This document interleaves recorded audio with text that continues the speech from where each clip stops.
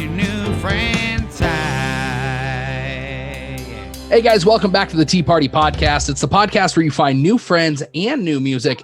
This week I am joined by a Louisiana native who now describes himself as a small town father, veteran, and gypsy. He just dropped a new song April 30th, and his debut EP is due out this summer. Let's welcome to the show, John Eason. John, thanks for jumping on here, man. Hey, man, thanks for having me. I appreciate it. Oh, absolutely. Excited to talk about what you've got going on, and we'll tee off with John Eason next. It's time to tee off with Ty and today's guest, John Eason. Here comes the first four. Okay, here we go, John. Jumping right into it. Question number one. If you couldn't be in the entertainment industry, what job would you have? I would probably be a chef again. I went to culinary school right out of high school and got my degree in culinary arts. So I think I'd probably jump back into that. You know, it's another art that I'm passionate about. So I'll probably go back to that. When you've had a couple of careers outside of the entertainment industry that I'm excited to talk about. But first, we got to get through these first four. So if I were to give you control of the music at a party, what's the first song you're going to play to get people jumping? Oh, man. I probably might start out with like All My Rowdy Friends Are Coming Over Tonight. You know, a little Hank Jr. Oh, there you go. That's a good one. I'm a big fan of that one. I'm going to hand you the phone every time that I'm the DJ at the party. You can't go wrong with some Hank Jr., that old boogie style that he had. I mean, he was the king of the party when he was around. That is so true. Okay, how about this one? If you could bring any character from a TV show or a movie to life, you know, out in the real world, who would it be? Oh, man. That's super hard because I love movies and TV. Any movie? Wow. You know what? Bad Blake from Crazy Heart. Okay. I see where you're going there. He made great music. It was a cool movie about music and the kind of struggle of musicians, and you know, as they kind of fade. And I just, you know, it'd be cool to have him around. He was a great songwriter in the movie. So I feel like he's got some advice that might be helpful also. Oh yeah, I mean, you could see the struggle that he went through in the movie. So you know, it's always good to sit down with somebody like that and maybe sip a few and learn a couple life lessons. Fair enough. Okay, here we go. Last question of the first four. If you could have an unlimited supply of anything, whiskey, guitar strings, tacos, scotch tape, whatever, as long as it's not money or a way to make money, what would it be? Man, that is another hard one. I guess, unlimited supply of anything. It would probably be whiskey. It would. There you go. That's a good choice. I love whiskey. And I spent a lot of money on whiskey. Any specific brand? Ooh, yeah, Booker's. It's put out by the Jim Beam Distillery, and every bottle is between 120 and 129 proof, and it is delicious. Ooh, sounds like I'm gonna have to keep an eye out for a new whiskey. I am a whiskey fan myself, so anytime that I can get new suggestions, I'm all for it. It's good stuff, man. You'll be addicted. Writing it down right now. And while I'm doing that, give us the Cliff Notes version of growing up in the small Louisiana town, and tell us how you got into music. So, I mean, growing up down there, you know, it was all country. I mean, we had one flashing red light. That was it. We didn't actually have any like fully green or red stoplights, mostly stop signs. So a little bitty country town. We rode in the back of pickup trucks and no seat belts. And we had, we called them blue jean dances, where we'd have live bands down on Main Street. So it was just a little country town, you know, lots of sweet tea and lots of mama and mama's cooking. But we moved around a lot though. So I've kind of lived all over the place. And as far as music, my whole family's musical. My dad played Southern rock and played in Southern rock bands for most of his life and still dabbles around with playing. And then on my mom's side, it was singing in church and gospel music. And we'd always, if we were at Papaw's, you know, we were out on the front porch picking and doing different things. And So I've just been engrossed in music since, my very first steps. And even then, there's a rumor that I might have been conceived at a bluegrass festival. So, there's that too. Well, do you remember the moment that you were like, I want to do music as my career? Or is it just something that's kind of always been there in the back of your mind? I don't think I had one of those lightning bolt moments.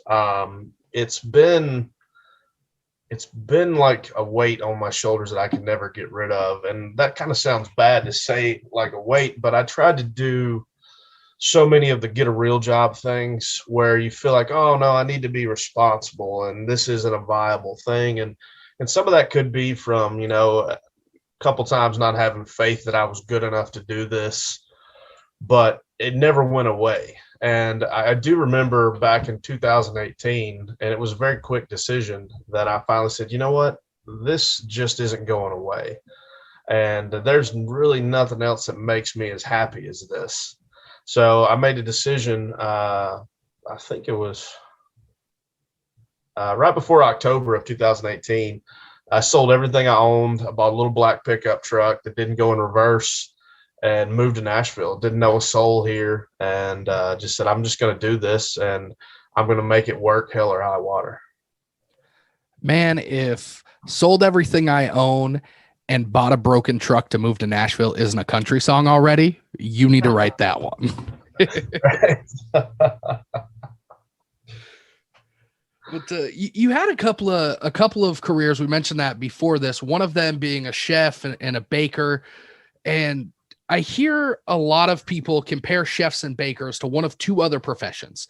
They're either artists or scientists. I'm guessing you fall into that first category a little bit more.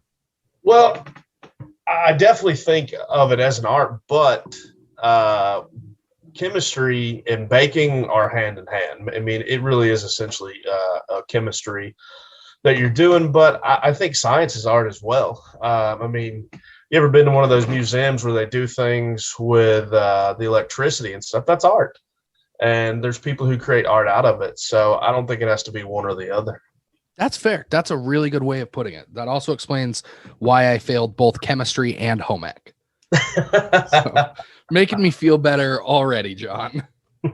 But so you had your own bakery there and Hurricane Katrina happened. Is that when you decided to kind of trade in the kitchen utensils for airplanes and join the Air Force?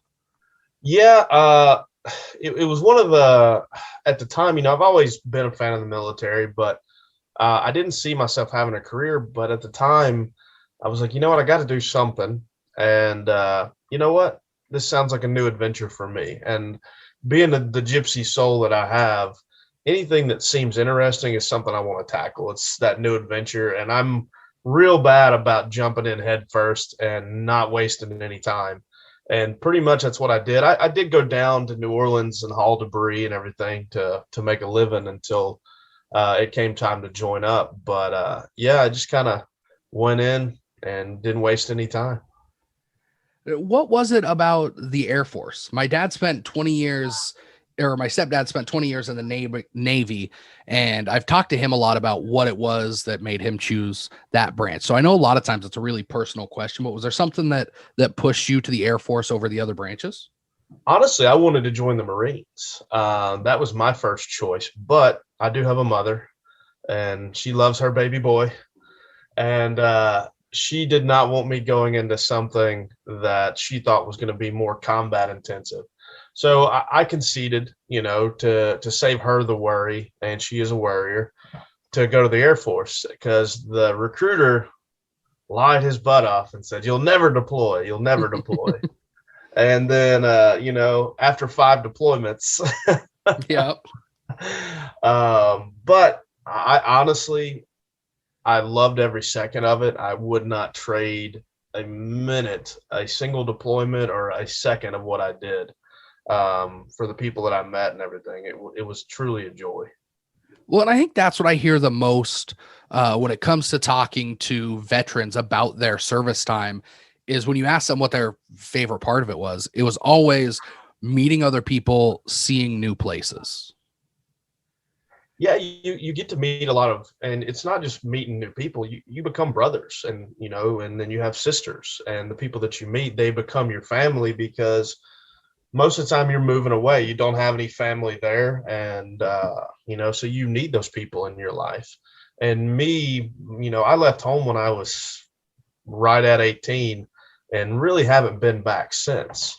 So I got real good at finding people who became family for me. And it's one of the great things about what I'm doing now, traveling and doing those things. But yeah, in the military, that's your brother, that's your sister, and if anybody messes with them, then they've got holy hell to pay. Well, that is definitely true. I mean, every service member that I talk to says exactly the same thing. And I know, 5 deployments has got to take a toll, both physically and mentally. And I feel like music is kind of a good outlet for some of those emotions. And I guess we'll just call them what they are, traumas. How much does your time in the military impact your inspiration for songwriting? Well, I'll say this, it makes you realize that life's too short for things that aren't real, and for me in music, yeah, we've got a few songs that are about drinking and things like that, but more times than not, I like to write about real things. And talking about trauma, one of the things I suffer from my time in the military is PTSD.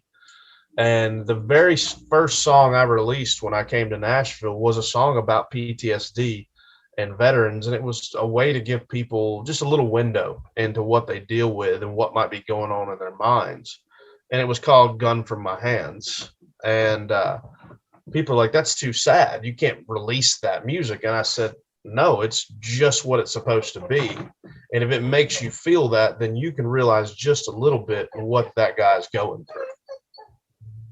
Well, and music is a really good medium to just be your authentic self and give people a way to relate to a certain situation that they might not have been able to relate to before. I know there's a lot of artists that I talk to that when they're out playing shows, those songs, as much as they are, I guess, on the more depressive side of their catalog, are real songs for people when they're listening to them, and they really connect more with those songs. Is that kind of the same thing that you see when you're out playing and you play those songs? Does that song sort of resonate with people a little bit more than maybe some of the other ones? Oh yeah. Yeah. I mean, it definitely does. Those are the songs that people are going to remember the lyrics from. They're going to say, man, I was sitting there and this guy played this and I connected with it on this, versus the drinking song where you're like, I had a good time and I enjoyed my Jack Daniels. It just puts your mind and your heart into a whole different place. And those are the songs that people come up to you afterwards and say, that song touched my heart, not I enjoyed your performance. And you just connect with people on a whole nother level when they come up to talk to you about those types of songs.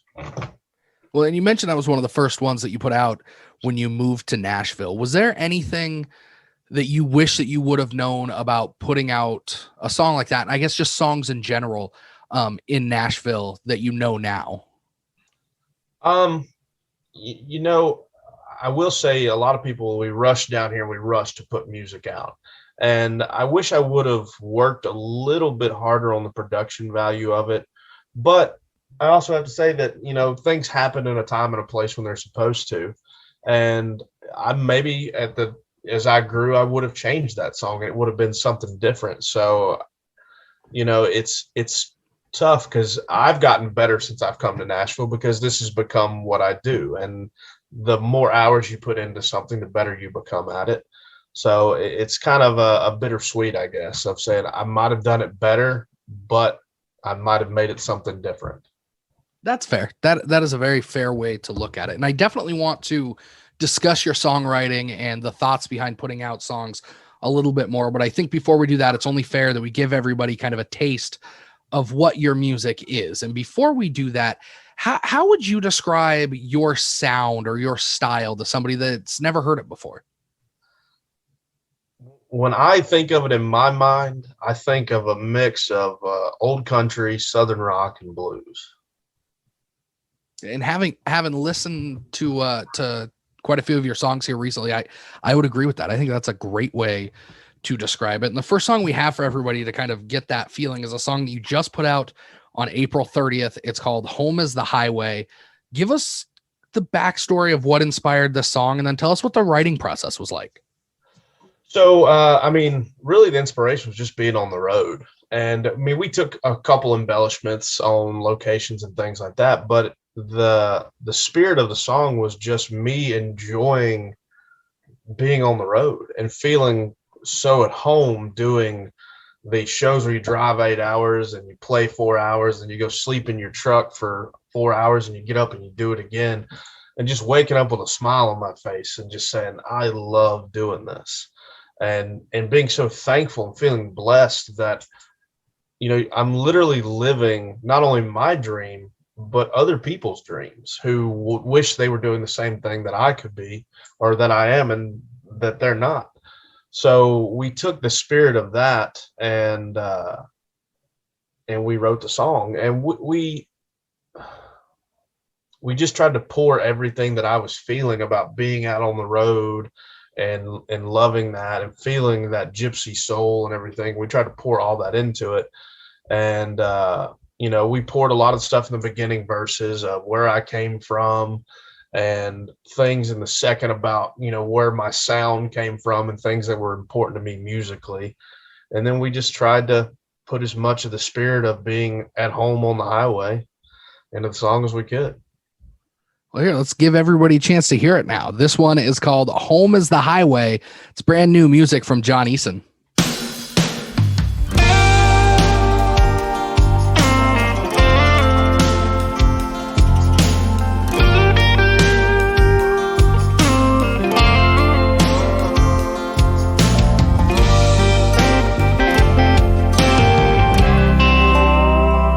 Well, I was born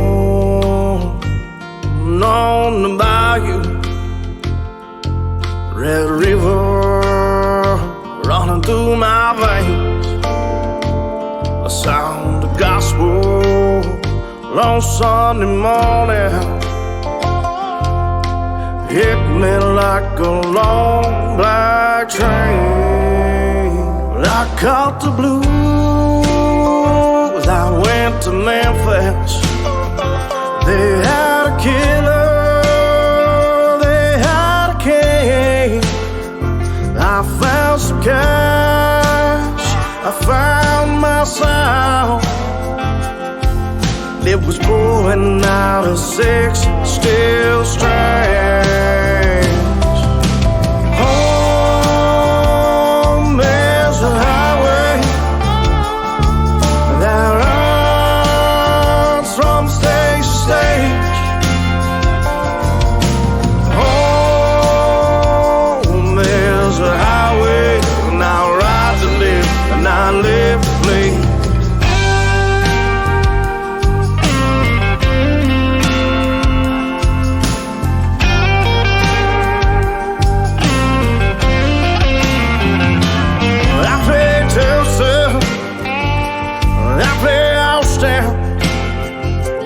Texarkana to New Orleans,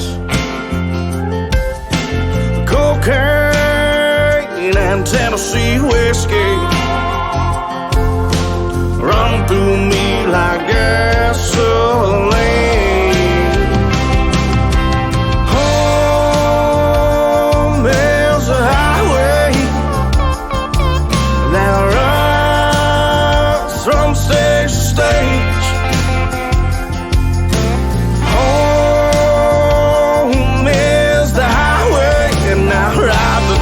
And I live to play.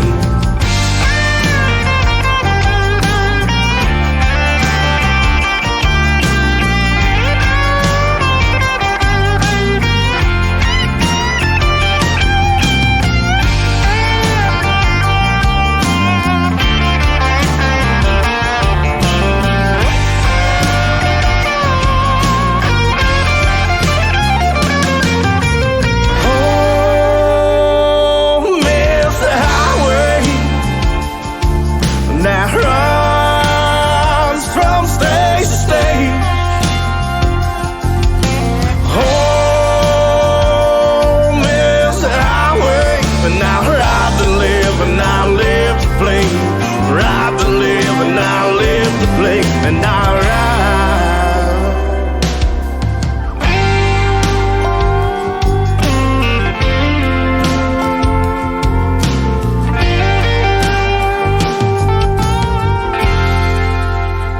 And that one was brand new music from John Eason, and it's called Home is the Highway. And John, you put that one out at the end of April. It's off of your upcoming EP called Come On Son.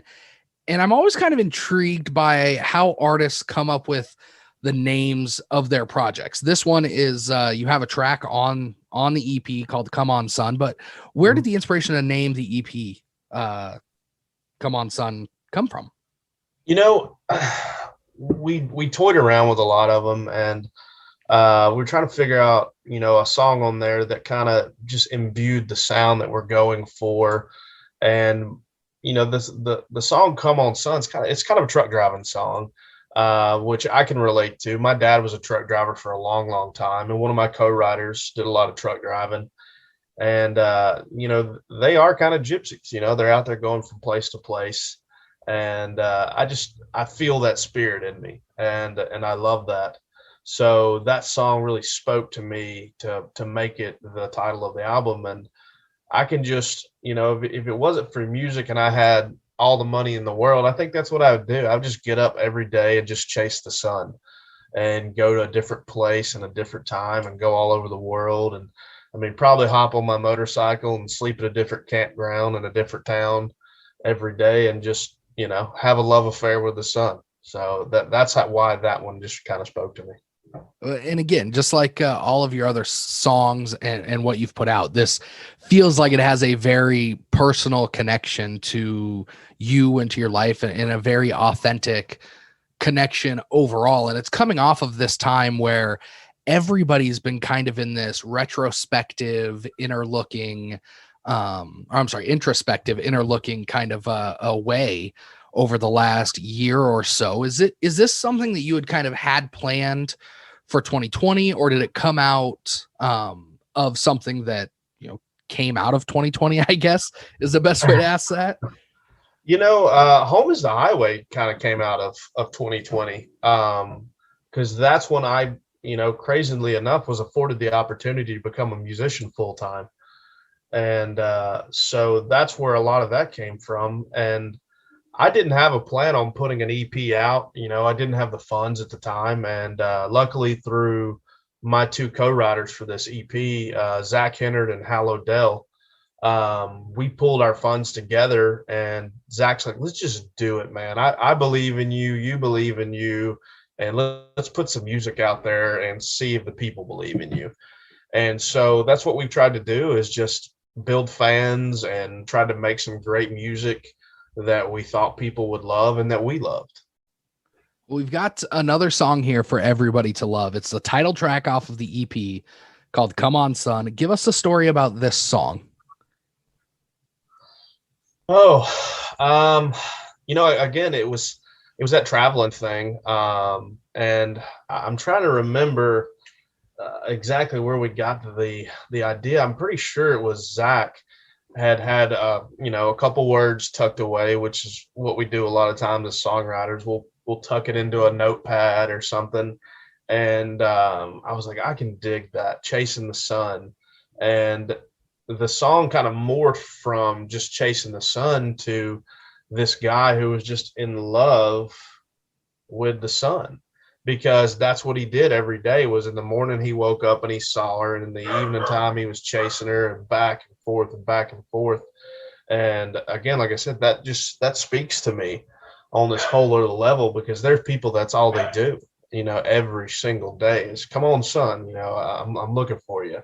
And it just felt right. And so you know, we worked out that kind of chunky rhythm that you guys will get to hear. And it just kind of came out as this cool love story of anybody, I think, could fit yourself into it. But I imagine it's a truck driver in my mind of just chasing the sun. Well, here it is. This one is the title track off of his upcoming EP. It's called Come On Son by John Eason. Drive west down to Memphis, sun setting on the ground. Drive west out of Memphis, sun setting on the ground. By morning I'm in Texas, some lightning in the mirror, same way the sun went down. 2 hours west of Denver, them gray stones block the sun.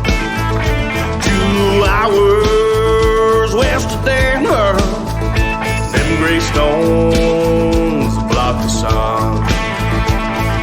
Smell the bricks burning, sliding downhill into Dillon, like smoke from a stolen gun. She's the only one I can count on, no, she leaves me every day. From headlights on till the break of dawn, she shines some other place. She's the only one that's always there, nothing ever stays the same. It's lonely on these midnight runs, so come on, son. Well, I'll be chasing her this evening when she's going down. Well, I'll be chasing her this evening when she's going down. But I'll meet her in the morning, eastbound back to Memphis, and then turn right back around. She's the only one I can count on, no, she leaves me every day. From headlights on till the break of dawn, she shines some other place. She's the only one that's always there, nothing ever stays the same. It's lonely on these midnight roads, so come on, son.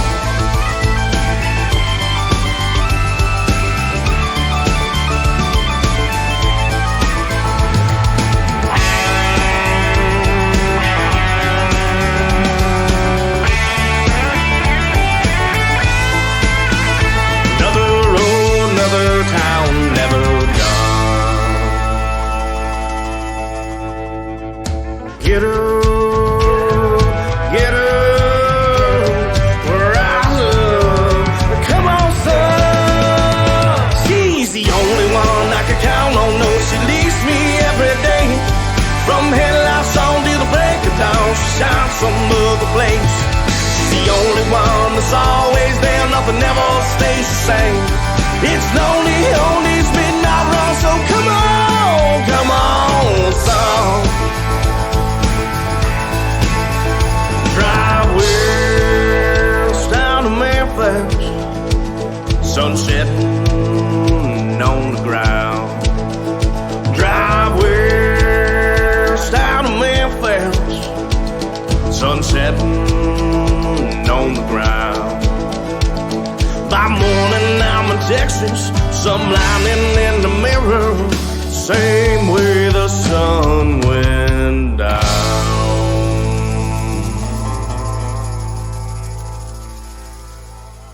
And that was Come On Son off John Eason's upcoming EP of the same name. And John, do we have a release date yet, or a general idea, or is that still kind of in the works? Say that one more time. Do you have a release date for the EP yet, or just this summer still? We are looking at the end of August right now. We're still trying to hammer out the exact dates. My PR company with Diana Dar, they're checking all the metrics and all the things we have to check into these days to find out what the right fit is. But it will definitely be out by the end of August. I'm ready to get the rest of the music out there, and we're also working on an extension of this EP right now that we're releasing at the end of the year with 4 more songs to make it a full album, and we're going to release it on vinyl. Ooh, you had me at vinyl. I absolutely love the sound of country music on a record. So when that comes out, you can expect to see my name come across that order line. Well, we've got this great thing going on with it too. We decided we wanted to do one cover song, and I won a bet in Kentucky one night. A guy bet me a shot of Jack Daniels that I couldn't learn Purple Rain and play it. So I said, get my shot ready, and learned the song and played it. And it's become one of my most popular cover songs on the road. and we've worked up our own version of it, and we will have a cover of Purple Rain coming out on this album at the end of the year. Ooh, I love that. I'm excited for that. I'm pretty excited myself. We had a great time in the studio doing it and made it very different from Prince's version, but still paid homage to him with it. And it was really a blast. We were in the studio about 2 weeks ago doing the initial stuff on it. That sounds fantastic. Where can people keep up with what you have going on? What's your website and what are your social media handles? So my website is www.johneasonmusic.com. Super simple. And then same thing on Facebook and Instagram. It's John Eason Music. We try and keep it pretty simple. Then YouTube, of course, if you look up John Eason, we have all kinds of new content. I've been a little lax. We try and do a Whiskey Wednesday, and we release a cover or an original song, just a simple video every week. And we've got this cool new thing we're going to be doing soon. It's like a behind the album. We're going to be doing 10-minute episodes of each song and talking more in depth with my co-writers about the song and doing an acoustic version of it and everything. And is that going to be on YouTube? That is going to be on YouTube, and then we'll push out videos to the other social medias and stuff as well. Nice. And we've got all the streaming platforms, there's like 30 of these things now, and I can't remember. There is. They're everywhere, and they're popping up new by the day. But what we'll do is in the description of this show, we'll put a link back to your website, and I assume all the social click-throughs are on there, right? Yeah, they definitely are. Yep. Awesome. Well, we've got one more song for everybody, and it's my favorite of all the songs that I've heard off of the EP so far. It's called No Man in Black. It's sort of, let's say, a tribute in a way to Johnny Cash, right? Yeah, I call it a tribute. It honestly, the whole song started as a conversation with my co-writers, and Hal had come in and he said, "I got a John Eason song." And we laughed, and he had one line, and I said, "You know what? That's pretty cool." And it turned into that conversation of what the world might have been like if Johnny Cash had not had a career. And it's not to say that other people wouldn't have. I think a lot of those guys were super talented and they still would have had careers, but they may have been different. And so we wrote the song as just posing some questions about those things. And I absolutely love the song. I think it's got definitely a Southern rock feel to it. And it's a joy to sing. I have a blast playing it. Well, and I don't think there's any shame in saying that the music industry as a whole would have looked completely different without Johnny Cash's imprint on it. Oh, yeah. Yeah. I mean, even in his older years, you look at what he did with Hurt by 9 Inch Nails, and they'll even say that's his song now, and he did amazing things with it, and he explored all the things he wanted to in music, even when they told him that he shouldn't. He was told not to do the Live at Folsom album. Like, nobody wants to hear you singing to a bunch of prisoners. And it's one of his most popular albums ever. And, he's got a song out there that, again, they told him not to do, but he did it anyway, Drunken Ira Hayes, which is about a Native American alcoholic. And it's a great song. So, I 100% agree that the music would not be the same. It would definitely be a different landscape. The Highwaymen probably wouldn't have been the same, and a million different other things. Well, here, let's let everybody listen to this last one. It's called No Man in Black.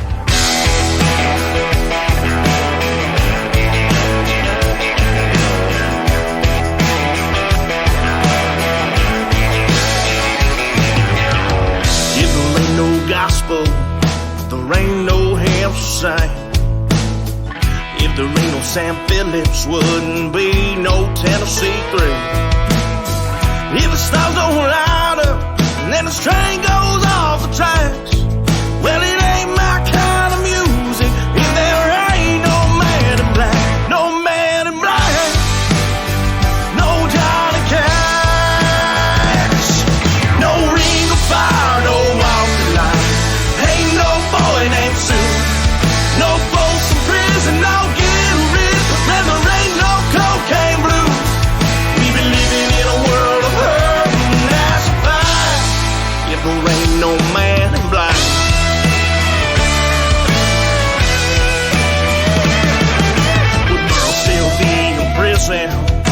crispy, pushing the broom.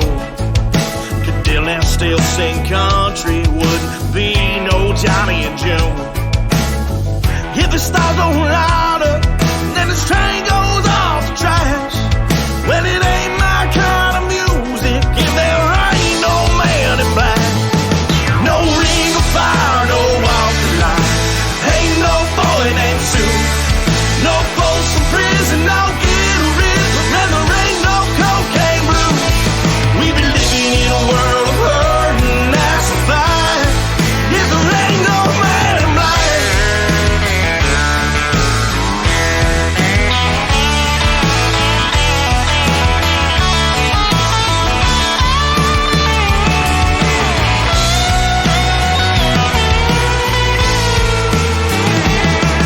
We be living in a world of hurt, and that's a fact.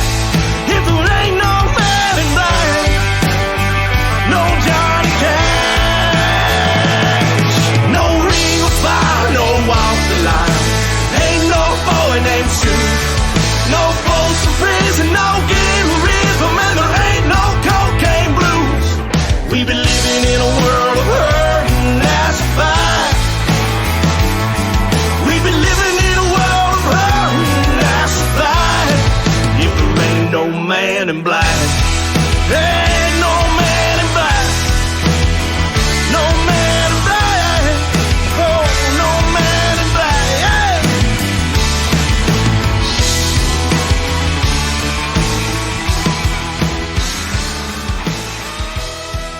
And that one also off of his upcoming EP, Come On Son. And John, it has been an absolute blast. We'll definitely have to do this again in the future. But before we let you go, we end every show the same way. It's called the Final Four, pretty similar to how we started. You up for it? I'm down. Let's do this. Okay, here we go. It's time for the Final Four. Question number one. What's your favorite place that you've ever played? Oh, God. These ones are a little tougher. Man. You know what? I'm going to say I haven't played there yet. I love all the places I played, and I know that my favorite place one day that I'm going to get to play is going to be the Ryman. And I'm going to hold that favorite place until I get to play there. Okay, that's fair. That's fair. I like it. How about this one? Who are the 3 most recently played artists on your Spotify or Apple Music? Let's see. Whiskey Myers, Howlin' Wolf, and Muddy Waters. There's a little bit of a theme there. A little bit. Okay. How about this one? What's your favorite on-stage memory or memory of playing in front of people? Oh.